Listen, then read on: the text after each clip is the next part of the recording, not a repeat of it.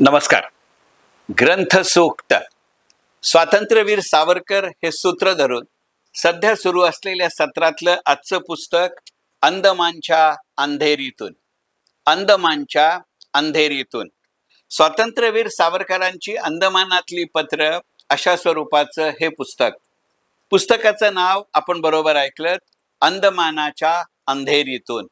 खरं सांगायचं म्हणजे अंदमानाच्या अंधेरीतून हे अन एको फ्रॉम अंदमान या स्वातंत्र्यवीर सावरकरांनी अंदमानमधून लिहिलेल्या पत्रांचं जे मूळ इंग्रजी पुस्तक आहे त्याचा अनुवाद आहे. त्याच्या काही अनुवादामध्ये या पुस्तकाचं नाव अंदमानाच्या अंधारीतून असं झालंय. काही ठिकाणी ते कदाचित अपभ्रंशातून अंदमानाच्या अंधेरीतून असं झालं असण्याची शक्यता नाकारता येत नाही. अंदमानाच्या अंधेरीतून या पुस्तकाची पहिली आवृत्ती ही जुलै 1924 साली प्रकाशित झाली. याची दुसरी आवृत्ती ही एप्रिल 1941 मध्ये प्रकाशित झाली. त्याची तिसरी आवृत्ती 1972च्या डिसेंबरमध्ये अशोक कोठावळे यांच्या मॅजेस्टिक प्रकाशननं प्रकाशित केली. असं पुस्तक अंदमानाच्या अंधेरीतून. स्वातंत्र्यवीर सावरकरांची अंदमानातली पत्र अशा स्वरूपाचं हे पुस्तक आहे.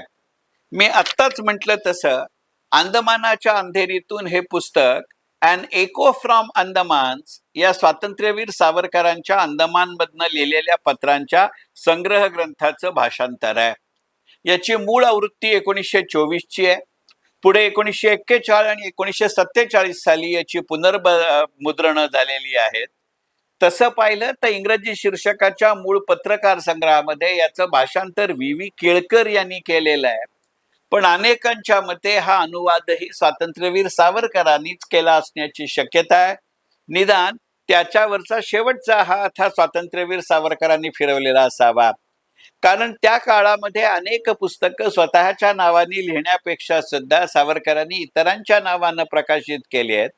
कारण आधी इंग्रज राजवटीत आणि नंतरही काही काळ सावरकरांनी लिहिलेल्या पुस्तकांवरती या ना त्या स्वरूपामध्ये अडचणी येऊ शकतील, पण विचार पोचणं आवश्यक आहे असं वाटल्यामुळे काही पुस्तकं सावरकरांची असली तरी सुद्धा ती इतरांच्या नावाने छापली गेली आहेत अशी मोठी शक्यता आहे. याच्याबद्दल अनेकांमध्ये मतैक्य आहे आणि याचं एक अत्यंत उत्कृष्ट उदाहरण असं पुस्तक म्हणजे अंदमानाच्या अंधेरीतून. जमत्याम 100-125 पानांचं 115 पानांचं असं हे पुस्तक आहे. तुमच्या असं लक्षात येईल की या पुस्तकाचा आकार सुद्धा अगदी लहान आहे. म्हणजे पूर्वीच्या काळी रीडर्स डायजेस्ट नावाचं एक मासिक यायचं, त्या मासिकाचाही आकार याच्यापेक्षा मोठा असेल असं गणित आहे. पण पुस्तकाच्या आकाराला पुरून उरेल असं नव्हे तर त्याला जरा सुद्धा त्याची चर्चा करू नये इतका मोठा आशय आणि आशय घनता असं हे पुस्तक म्हणजेच अंदमानच्या अंधेरीतून. यातली काही पत्र ही कविता स्वरूपामध्ये आहेत, काही पत्र ही गद्य स्वरूपामध्ये आहेत, काही पत्र ही गद्य आणि पद्य अशा दोन्ही स्वरूपामध्ये आहेत. यातल्या 2 पत्रांचं अभिवाचन अशा स्वरूपाचा आजचा आपला भाग असेल. या पुस्तकामध्ये 3रं पत्र म्हणून हे पत्र येतं.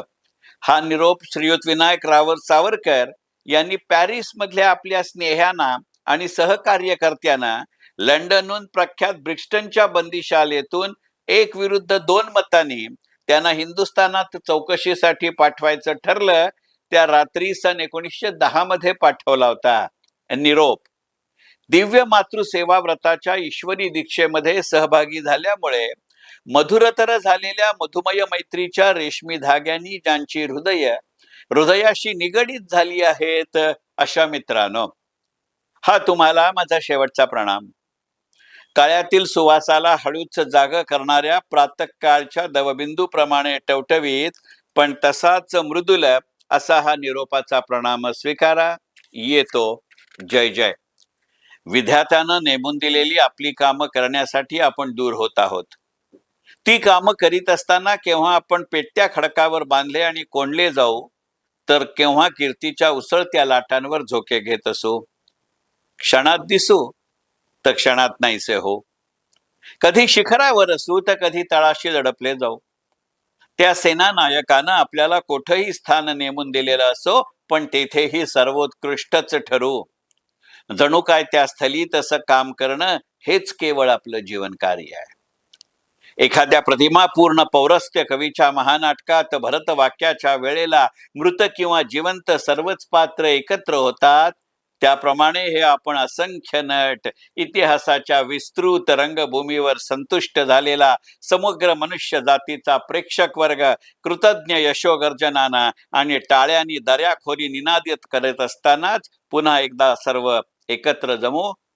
तोपर्यंत माझ्या जीवाच्या सख्यानो, येतो. जय जय. माझ्या दिनाच्या अस्थी कोठेही पडोत.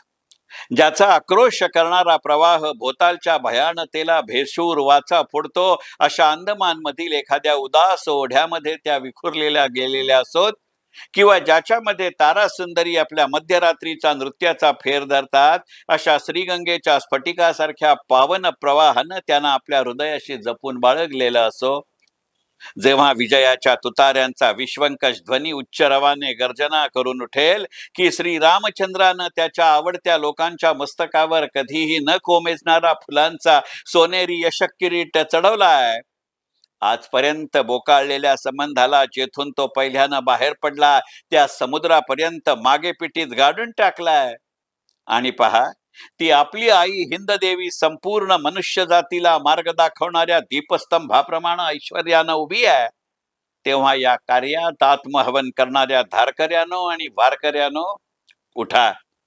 ज्या युद्धात तुम्ही लढला आणि कामाला आला ते युद्ध आता जिंकलं गेलंय. त्यावेळी माझ्या त्या अस्थी पुन्हा चैतन्यानं पेटून प्रदीप्त होतील.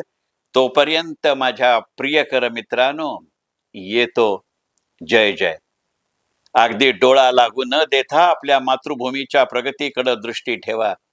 आणि ही प्रगती इतकं काम झालं किंवा इतकं प्रयत्न झाले याच्यावरून न ठरवता आपल्या लोकांनी किती आत्मयज्ञ केला, किती क्लेश सहन करण्याचं सामर्थ्य त्यांनी दाखवलं, याच्यावरून ठरवायला शिका.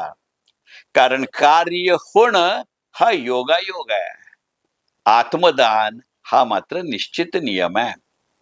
ज्याच्यावर नवीन आणि भव्य आणि हुतात्म्यांच्या रक्षेत ज्यांची मुळं रुजली गेली असल्यामुळेच केवळ भव्य अशा राज्यांची प्रचंड गोपुरं उभारता येतील असा भक्कम पाया आहे.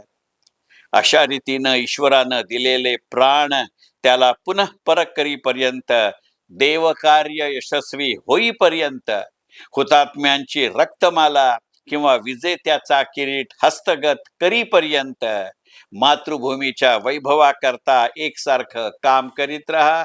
येतो. जय जय.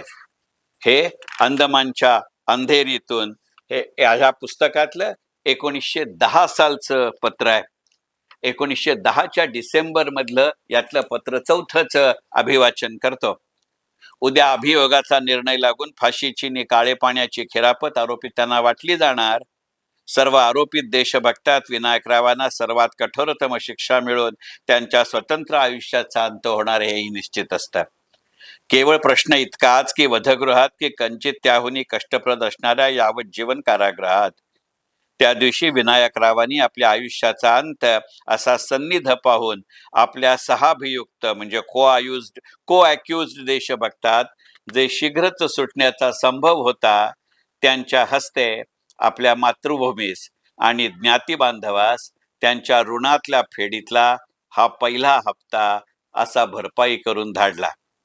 पहिला हप्ता मानून घे साची, अल्पस्वल्प तरी सेवा आपुल्या अर्भकबालांचे, मानून घे साची. ऋण हे बहु झाले तुझ्या स्तन्नीचे स्तन्य पाजुनी, धन्य आम्हा केले जननी गे, धन्य आम्हा केले. ऋण ते फेडाया हप्ता पहिला, तप्त थंडिली देह अर्पितो हा, जननी घे धन्य आम्हा केले. पत्र 4. अंदमानच्या अंधेरीतून स्वातंत्र्यवीर विनायक दामोदर सावरकर यांनी अंदमानातनं लिहिलेली पत्र. मनपूर्वक धन्यवाद. ग्रंथ सूक्त.